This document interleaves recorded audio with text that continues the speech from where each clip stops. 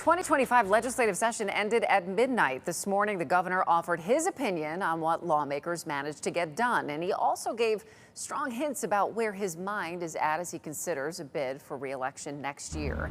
News 8 political reporter Mike Cerulli live for us at the state capitol. You've been there doing a lot of work, Mike. Many hours, Catherine. It all drew to a close at midnight last night. This morning, it really wasn't difficult to predict what the governor was going to say about his thoughts on what happened in this legislative session.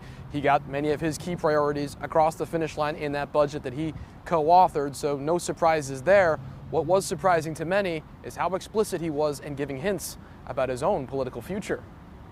I think it was a pretty good session. I think we made a big difference.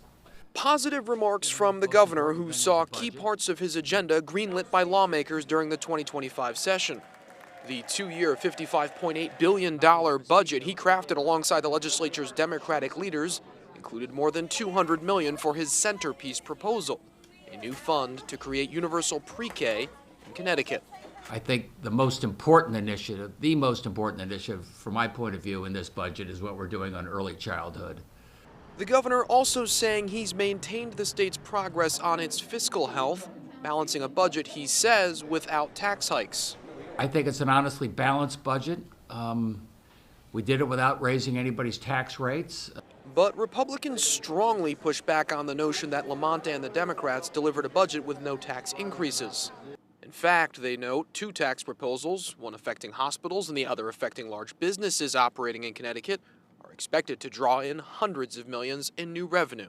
I'm disappointed. We're seeing a unitary tax on corporations, which is going to raise millions of dollars and hurt our industries.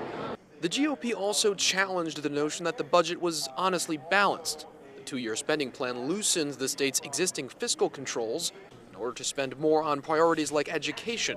Those controls are intended to help pay off decades-old pension debts and fill the coffers of the rainy day fund.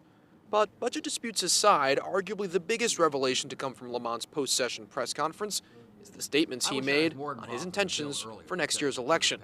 Connecticut has no term limits for governors, and Lamont has previously declined to offer even a hint of his plans. That changed on Thursday morning. I'm a lot more inclined and interested in keeping going, to keep this positive momentum going than I was, say, 6 months or a year ago.